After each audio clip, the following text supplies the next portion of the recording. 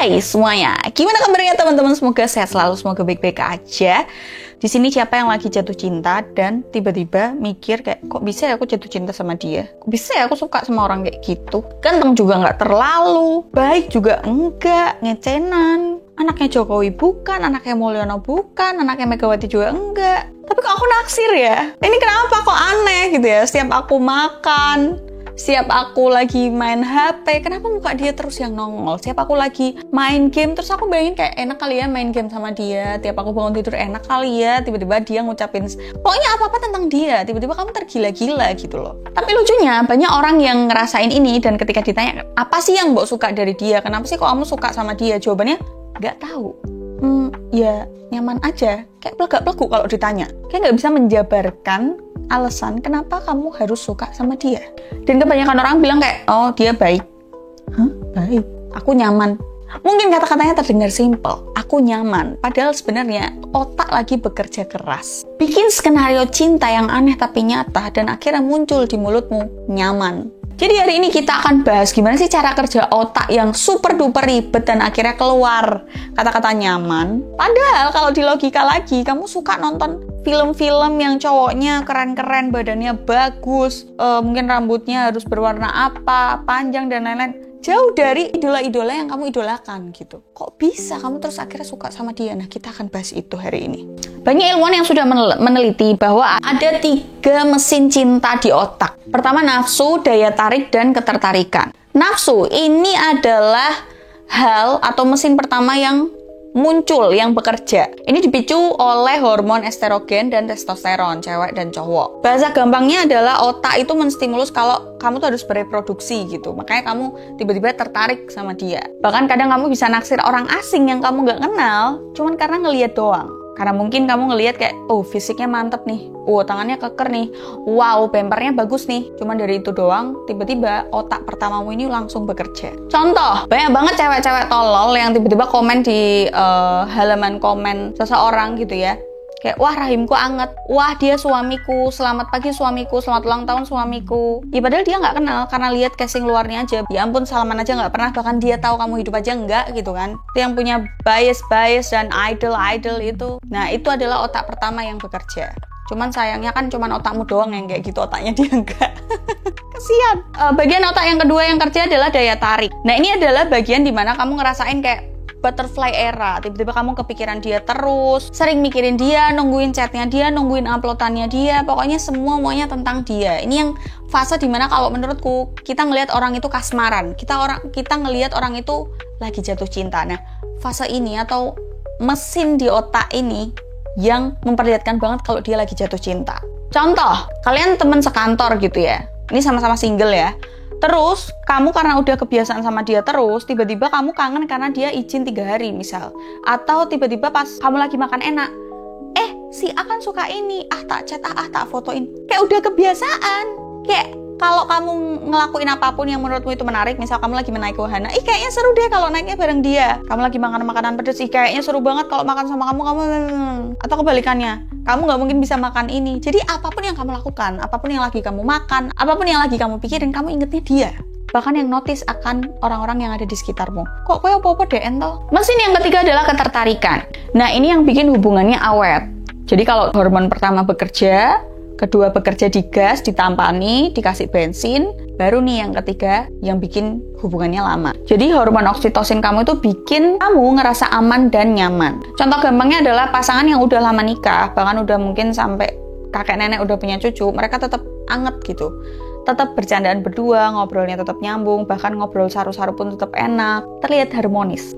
Ini bukan masalah fisik atau udah terlalu kenal lama, enggak, tapi ini masalah ketertarikan yang kuat.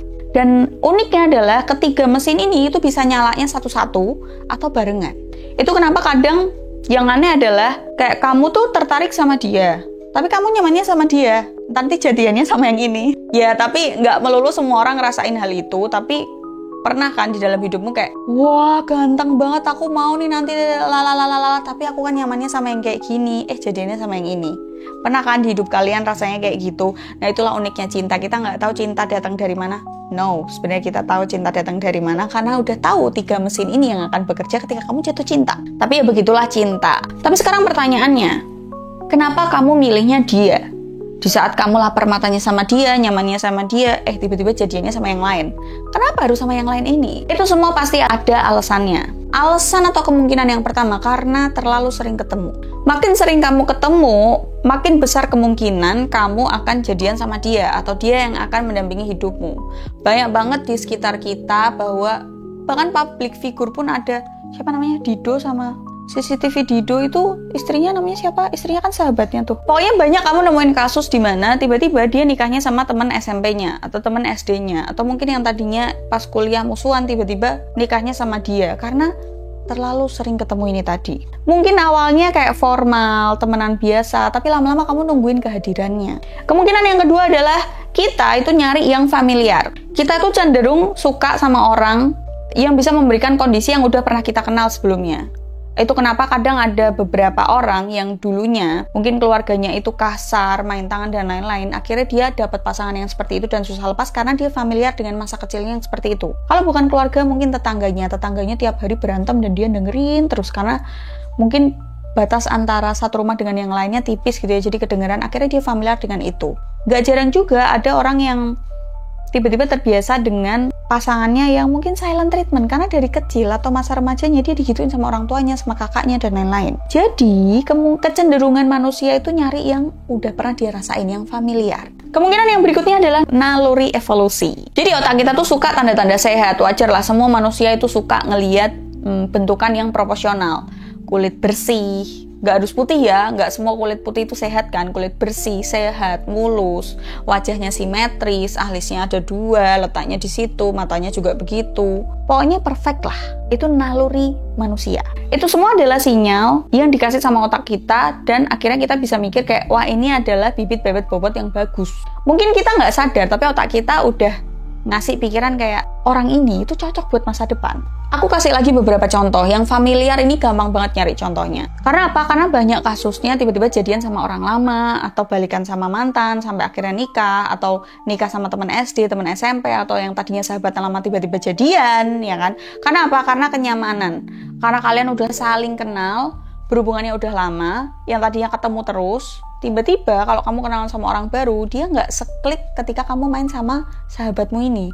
Enakan main sama dia udah tahu aku pesannya apa, aku tinggal duduk dipesenin. Kalau sama orang baru aku harus jelasin lagi, ya udahlah daripada ribet aku yang pesen, ya kan? Lanjut, kalau kamu lagi jatuh cinta, otakmu itu udah kayak bandar. Dia bikin racikan sendiri yang bikin kamu mabuk. Pertama, dopamin. Zat ini bikin kamu senang setiap kali kamu ketemu dia. Setiap kali ketemu, dapat perhatian, dibales chatnya, apapun yang berhubungan sama dia, yang enak-enak, dopamin ini tuh muncul. Dan ini bikin kamu bahagia seharian. Yang kedua ada norepinefrin. Ini yang bikin jantung deg-degan, nafasnya kok jadinya berat, sesak nafas, mulutnya kaku, jadi gagu, jadi grogi, kemeringet. Cuman gara-gara apa? Dia nanggepin kamu, dia senyum ke kamu, dia kepegang tangannya doang. Atau tiba-tiba dia jadi hafal makanan kesukaanmu. Selanjutnya, serotonin. Nah, serotoninnya ini justru dilemahkan, didikitin. Dan ini sifatnya kayak kecanduan. Akhirnya kamu gak bisa berhenti mikirin dia. Gak bisa berhenti memandangi dia. Kayak kepikiran terus. Apa-apa nyambungnya ke dia terus. Kenapa aku bilang racikan ini memabukkan? Contohnya gini, kamu pernah nggak? Kamu nge-refresh HP-mu terus. Dari buka WhatsApp, Instagram, TikTok, YouTube, aplikasi yang lain, balik lagi ke situ hanya untuk apa? Ngecek. Entah itu dia ada upload status atau enggak, upload Instagram atau enggak, upload TikTok atau enggak, atau dia komen-komen di mana, atau dia ngechat kamu atau enggak. Cuman buat ngecek itu doang. Kamu nggak naruh HP-mu. Dan ini adalah tanda kamu lagi dimabuk oleh racikan yang dibuat otakmu sendiri. Tapi tetap ada yang namanya faktor X. Iya, semuanya emang nggak bisa dijelasin sama hormon. Tetap ada faktor X yang nggak bisa kita kontrol. Kadang kamu suka sama orang yang nggak sesuai ekspektasimu, nggak sesuai sama apa yang kamu suka gitu ya. Tapi klik aja. Contohnya Marilyn Monroe. Bayangin, seorang Marilyn ini, dia kan pasti digilai laki-laki. Banyak yang lamar dia, tapi dia jatuh cinta. Dia klik sama seorang penulis yang pendiam. Kenapa? Ya klik aja. Tapi kayak, harusnya kan dia bisa sama ini, sama itu. Harusnya lalala. Tapi dia kliknya sama penulis ini. Contoh. Aku tuh gak suka sama cowok pendiam. Tiba-tiba kamu dapet cowok yang pendiam kutu buku. Kenapa mau? Karena klik. Karena tiba-tiba kamu jatuh cinta sama hal kecil yang dia lakuin. Atau kamu cowok. Kamu tiba-tiba ngomong kayak, aku gak suka ya cewek modelan kayak gini. Yang tiba-tiba kamu dapat modelan yang tadi mbak ucap, kayak ketulah gitu loh. Itulah yang disebut faktor X. Entah itu mungkin takdir atau tiba-tiba ada hal kecil yang tiba-tiba momennya pas, klik banget, yang nggak bisa kita kontrol. Kadang orang yang menurut kamu kayak nggak menarik sama sekali, tapi setelah lama ketemunya, lama menghabiskan waktu bersama, tiba-tiba kamu suka, nyaman, terbiasa. Itu kenapa cinta nggak bisa diprediksi. Mungkin ada bagian-bagian ilmiah kayak hormon-hormon itu yang bekerja gitu ya. Tapi ada juga bagian-bagian misterius yang nggak bisa terprediksi. Jadi kalau sekarang kamu lagi naksir sama seseorang, ingat itu bukan sebuah kebetulan. Itu adalah kerjaan otakmu, hormonmu, dan faktor X yang nggak bisa dikontrol. Otakmu memang punya cara kerjanya sendiri, hormon-hormonmu juga dikontrol dari situ, tapi kamu itu punya kendali. Penampilan mungkin bisa bikin kamu menengok, melotot, tapi yang bikin kamu bertahan adalah hal-hal kecil, kejadian-kejadian kecil, kebiasaan-kebiasaan kecil yang sederhana tapi bisa bikin kamu nyaman. Dan pelajaran yang paling penting, cinta itu bukan siapa yang dipilih sama otak, tapi gimana kamu ngebangun hubungan itu. Jadi aku mau nanya sama kalian di sini, siapa di antara kalian yang pernah suka sama orang yang awalnya itu sebenarnya bukan tipe kalian sama sekali? Tulis di kolom komentar karena aku yakin setiap cerita cinta punya jalannya masing-masing. Kadang logis, kadang aneh, nggak masuk akal, nggak make sense, tapi tetap seru. See you in the next video. Bye.